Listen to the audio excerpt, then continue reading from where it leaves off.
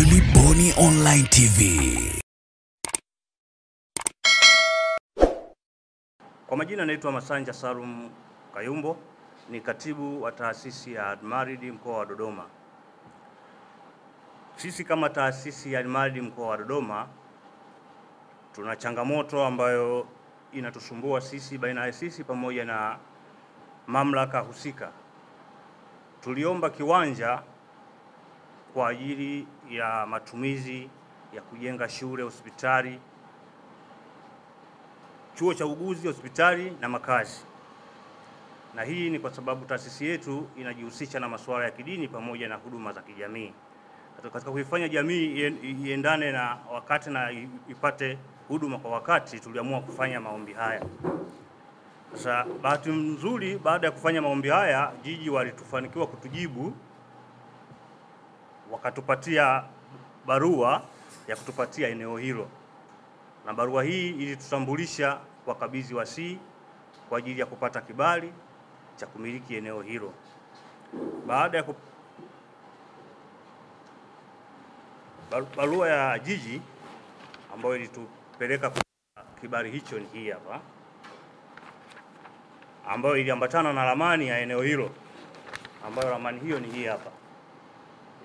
Eneo hilo lina ukubwa wa square mita 126,300. Baada ya kututambulisha RITA walikwenda wakatupatia kibali hiki hapa, consent kwa ajili ya kumiliki eneo hilo, na RITA wakaitaka halmashauri ya jiji sasa iendelee taratibu za kutumilikisha. Baada ya kutupatia, tulirudi jiji kuwakabidhi consent kwa barua hii hapa, kwamba consent tuliyopata kutoka RITA ni hii, kwa hiyo tunaomba tuendelee na utaratibu wa kumilikishwa. Baada ya kupeleka hiyo barua, tuliandika barua ya kuomba sasa tena kumilikishwa. Barua hii sasa, jamani, tunaomba kumilikishwa eneo letu ili tufanye uendelezaji. Baada ya kupeleka barua hii, tulipewa afisa ardhi akatupa maelekezo ya vifaa vinavyotakiwa, kwamba tunatakiwa tufanye nini ili tumilikishwe. Barua ni hii hapa. Baada ya afisa ardhi kutupatia haya maelekezo, alitupatia fomu namba 19. Hii hapa, kwamba sasa tujaze hii fomu namba 19. Tutakapokamilisha hii kujaza fomu namba 9, tuiwakilishe kwa afisa ardhi ili aendelee na taratibu za umilikishwaji. Baada ya kukamilisha kujaza hizi fomu na kuziwasilisha kwa afisa ardhi aliyekuwa anashughulikia zoezi letu, alizipokea hizi fomu.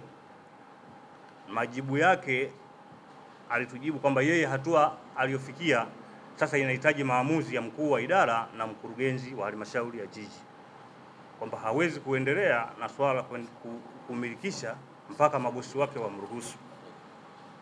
Sasa ile hali ikaendelea kuwa yavuta ni kuvute, mabosi wamruhusu, na sisi tunahitaji kumilikishwa kwa sababu tulikuwa tunahitaji kufanya uendelezaji kupitia, sisi ni taasisi ya Kiislamu, tunaomba kwa ajili ya kufanya jambo hili kijamii, na tuna wadau ambao ndo wanatusaidia katika kufanya uendelezaji. Sasa wadau wale wakawa wanaomba sasa fikeni mwisho ili tufanye uendelezaji, tukawa tunasumbuana na halmashauri ya jiji, nao hawataki kutoa idhini ya kutumilikisha, kwa maana ya kutupatia hati, kwa sababu ya watu wachache ambao tumeambiwa ni mkuu wa idara na mkurugenzi. Bila wao jambo hili haliendi. Kiwanja kusudiwa tunachokifuatilia ni kiwanja namba 8 AY Block C, eneo la Nzuguni. Kwa wenyeji wa Dodoma, pale serikali inapojenga uwanja wa mpira sasa Dar es Salaam Road, ukivuka ng'ambo ya barabara unakutana na hilo na iko kiwanja. Na kimsingi, kwa nini tumekuja hapa? Tumekuja hapa kufikisha salamu zetu na kilio chetu kwa watawala. Tunakoona sasa kama jambo hili halitafanywa umakini, tunaogopa kusema kwamba linaweza likaleta taharuki ambayo haina sababu za msingi. Kwa hiyo tumekuja kuzungumza nanyi, kuiomba serikali, kwa sababu tumeanza mchakato mkubwa sana, muda mrefu. Tumeanza na Waziri Lukuvi, tukaambiwa kwanza, wakati tumetoa deni la kulipa, tuliambiwa hii ni taasisi, ili miongoni mwa mataasisi korofi ambazo zinatakiwa zishtakiwe kwa kukwepa kulipa kodi ya serikali. Wakati ilikuwa kama milioni 98 hivi. Tukajaribu kuwasiliana na ofisi ya Lukuvi. Lukuvi akatukabidhi Commissioner Mathew na wataalamu wake wengine, tukakaa nao vikao, tukaomba tuondolewe ile interest ili tulipe deni halisi. Lakini maelezo tulipata kwamba hawawezi kuondoa interest kwa sababu swala hili linajulikana mpaka bungeni. Ili tuondolewe interest itabidi tupate kibali cha bunge. Kwa sababu pesa hizi ziko huko, zinatakiwa ziingie kwenye budget ya serikali. Commissioner Mathew akatushauri anachoweza kutusaidia ni kutupa nafasi, kwa sababu jiji walikataa kutupa tulipe kwa installment. Wasema tulipe pesa yote. Commissioner Mathew akatuambia nitakachoweza kuwasaidia ni kuwapa fursa ya kulipa katika awamu 3 deni hili. Na akatuandikia barua pale pale na akatupa control number ya milioni 50, ambayo tulipotoka pale ndani ya siku 2 tukawa tumelipa milioni 50. Awamu ya pili tukaenda tukalipa milioni 35. Awamu ya 3 tukalipa milioni 36. Tukarudi pale ardhi tena kuzungumzia kwamba tumeshalipa, tunafanyaje? Tukawaandikia barua. Sasa tunataka tumilikishwe eneo letu. Na bahati nzuri Waziri Lukuvi akasema kwa sababu mmelipa nyinyi deni, mmekuwa watu wazuri, tukapata ile tax clearance. Tukasifiwa na akasema ningependa ningekuwa sina muda ndani wa kazi, ningependa tupige picha pamoja na nyinyi kuonyesha kwamba nyinyi ni walipa kodi wazuri wa serikali. Baada ya hapo nachelea kusema maagizo ya mawaziri kutoka ardhi yanapokwenda chini huko, hawa huku chini hawatekelezi. Tumepeleka kila kitu jiji, hawakutekeleza. Matokeo yake akawa ameondoka Lukuvi, akaja mama Angelina Mabula. Tukamfuata kumlalamikia, bwana tulishaonana Lukuvi na tukaambiwa tulipe pesa na tumelipa pesa. Hatukulipa kwa kutaka kwetu sisi, tumelipa kwa kuamrishwa tulipe, na barua tukazionyesha za kuambiwa kalipeni, na tukalipa. Sasa nasemaje, uzuri mama akatupa ushirikiano mzuri, akawaita wale maafisa ardhi wa jiji, tukakaa pande 3: Almaridi, jiji na wizara. Akawauliza kiwanja hiki kina tatizo gani, hebu nielezeni, nani mmiliki? Wakataja wamiliki, akasema nani alianza kupewa? Wakasema kwanza kupewa ni Waislamu, ndio walianza kupewa kiwanja hiki Waislamu. Baada ya hapo wakapewa sio nani, akapewa nani.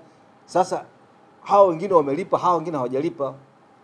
Yule msaidizi wa waziri akamuonyesha waziri kwamba Waislamu tayari wameshalipa kodi hii hapa, na ndio waliotangulia. Waziri akawaagiza, kafanyeni mtakapofanya hiyo double allocation hiyo, kaifuteni, toweni, warudishieni Waislamu kiwanja chao. Halikufanyika, ile mama akawa ameondoka. Akaja waziri Jerry Silaa, tukamfuata, tukuchoka, tukaenda kuzungumza naye Jerry Silaa. Jerry Silaa matokeo yake ndio tukapata sasa hii barua ya jiji kutupeleka kukabidhi wasii, kwamba hatuwezi tukaendelea na mchakato wa kuwamilikisha ardhi mpaka mpate kibali cha kabidhi wasii. Hii barua wametupa jiji na amemwandikia kabidhi kwamba hawa ndio wenye mali na hawadai chochote, wamekamilisha malipo yote. Kwa hiyo wapatie kibali ili jiji sasa liendelee na mchakato wa kuwamilikisha ardhi. Hatukusita, tukaenda mpaka kwa kabidhi wasii na tukapata kibali kwa kabidhi wasii. Tukakipeleka jiji. Ndio zikaanza hizi process zote zinazokwenda. Mwisho wa siku sasa kaja bwana Ndejembi, tumemfuata waziri Ndejembi, akatukutanisha na Mathew, akampa maagizo Mathew, commissioner. Tunatoka pale tunaenda kwa Mathew, tunakaa na Mathew. Mathew anasema waziri kasema niwape kiwanja kingine. Kama wewe tulikuwa wote kwa waziri, wewe Mathew hapa. Tuna waziri kasema saa ngapi tupe kiwanja kingine. Hivi sikumsikia mimi, sikumuelewa vizuri. Sasa unajua kile kiwanja waziri nao wana kazi nacho, labda mgawane iko kiwanja. Sasa tutagawanaje kiwanja wakati sisi bado tunakidai hatujapewa? Tunagawanaje wakati bado hatujapewa iko kiwanja? Na kwa nini tugawane kiwanja na mmetuambia tulipe na malipo yetu tumelipa yote? Kwa nini tugawane kwa kiwanja? Method akasema basi ngoja naelekezeni muende kwa kamishna wa mkoa. Kamishna wa mkoa alitupa msaada mzuri sana. Amekwenda akatuma wataalamu wake tena kule kiwanjani, wakafanya upembuzi yakinifu, wakaja na majibu tayari, tukayapeleka wapi? Alimwandikia mkurugenzi na sisi akatukopi. Kamishna, wale wataalamu wa kamishna wa mkoa. Lakini sasa hali hii hata pamoja kama anasema tumekwenda TAMISEMI. TAMISEMI kabla hawajafikia hatua yote, ile eneo sisi tulikuwa tumeshaka mabango makubwa tu kwamba eneo hili la Waislamu na nini. Sasa hapa juzi tutapicha mtaziona, jiji wamekwenda wamevunja yale mabango yote. Wanasema nyinyi mnataka kuleta hatari, kuhatarisha uvunjifu wa amani. Sasa tukasema nani anataka kuvunja amani?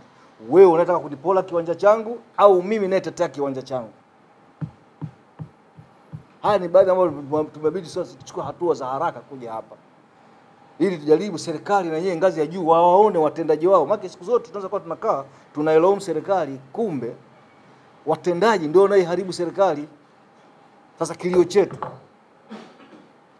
chetu ni kwamba tunahitaji eneo letu, na Waislamu walituambia hiki kikao hiki tunachokifanya hapa, Waislamu walituelekeza tukafanyie kwenye kiwanja pale pale, tuwachukue pale pale wafanyie kiwanja pale, na swala wasalie pale pale, na kufanya dua ya amani kuiombea nchi wakifanyie pale pale kwenye kiwanja. Lakini tukasema hapana, hatua hii itakuja baadaye, kwanza tupeleke salamu. Tutakapoona kuna ukaidi hatupati nani, tutachukua hatua yetu wakabidhi wenyewe Waislamu. Maana ilifika mahali mpaka tunaambiwa nyinyi hamfanani na kupewa kiwanja hiki. Sawa, sisi hatufanani na kupewa kiwanja hiki. Nani anayefanana na kupewa kiwanja hiki? Hizi tumekutana na bwana mmoja alikuwa mkurugenzi wa jiji, alikuwa anaitwa Mafuru. Hivi nyinyi Mafuru, nyinyi kwa muonekano wenu hivi kwetu wape kiwanja hiki?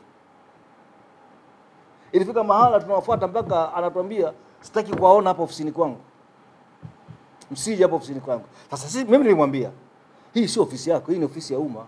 Hiki kitu tulichokalia, wamekalia wenzako wengi na wameondoka. Wewe utaondoka na sisi tutakuja tutamfuata tena pale. Kwa hiyo haya nitaka kuongezea haya kwamba pamekuwa pia na lugha za kejeli. Mpaka tutajiuliza hivi ingekuwa ni wenzetu wa upande wa pili wangefanywa haya? Yuko dada mmoja aliwahi kutuandikia kwenda kukithibitisha kile kiwanja. Alikuwa anaitwa nani dada? Amina.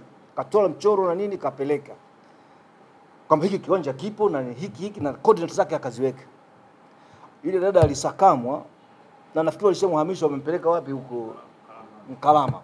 Mpaka dada anakuja kutulilia, jemeni achaneni na hili jambo, nafukuzwa kazi mimi, naambiwa kwa nini umewasaidia Waislamu? Nitafukuzwa kazi mimi, achaneni na hili jambo mliache. Akasema wakufukuze kazi kwa sababu walikutuma kazi. Na wewe umekuja na matokeo ya kazi. Kwa nini wakufukuze kazi? Sasa hii ndio hali ambayo tunapitia. Inabidi tuliseme kwa usalama wa nchi yetu. Na hatuhusiki na mambo yote yatakayotokea kama yatatokea huko. Sisi tumejiweka mapema, usije ukatuingiza kwenye makundi ambayo hayapo. Tunapeleka kilio chetu serikalini. Mama atusikilize, waziri mkuu na watendaji wengine, kwamba kuna watu huku chini wanaichafua serikali. Wakati serikali tulionayo sikivu inajaribu kuwaondoa watu ambao wanaichafua serikali, lakini inaonekana kabisa bado kuna watu ambao wana mazoea ya kutaka kuichafua serikali. Na sisi tunasema hatutakubali kuona kwamba serikali yetu ambayo inafanya kazi kwa uweledi, kwa nembo ya kazi na utu, inachafuliwa. Hatutakubali. Taasisi ya Al-Malid inajaribu kila njia kuhakikisha kwamba inaisaidia serikali katika kuhakikisha kwamba maendeleo ya nchi hii yanapatikana. Hicho kiwanja kinachozungumzwa ambacho ni square mita 126,300, square mita 126,300, lakini ukilinganisha na baadhi ya taasisi nyingine za dini wana mpaka 300,000, 400,000.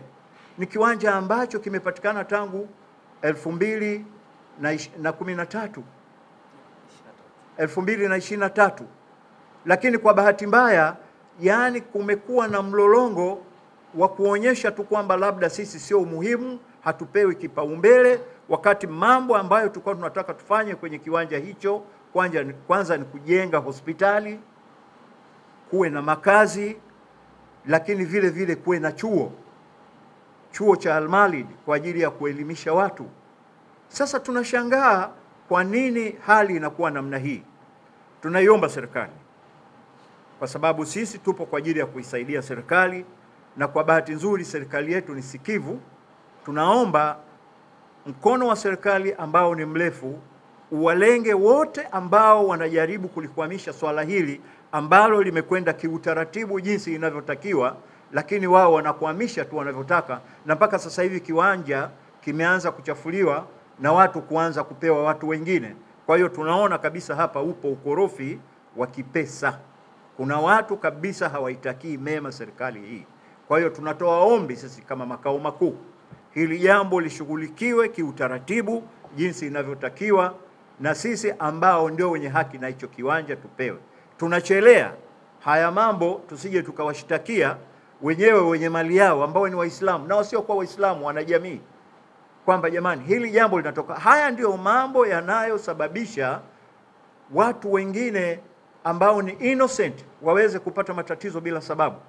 Kwa hiyo mapema kabisa, kabla ya tatizo lolote, tunaomba serikali tusaidie katika hili, lakini tunazidi kuiombea serikali yetu chini ya Mama Samia, kwa sababu kuna viashiria tulivyovisikia na ambavyo alhamdulillah serikali yetu imejipanga vizuri kwa taarifa tulizopewa kwamba wananchi waendelee na shughuli zao kama kawaida. Hakuna chochote cha kipumbavu kitakachotokea hiyo tarehe waliosema watafanya maandamano. Kwa hiyo watu waendelee na shughuli zao, lakini wakati huo huo tunaiomba serikali iwe macho na watu wachache ambao wanataka kuiharibia sifa serikali yetu sikivu. Make your day right. Gilly Bonny Online TV. Kupata habari mpya na kwa haraka kila siku, usisahau kusubscribe kisha like na comment. Gilly Bonny Online TV.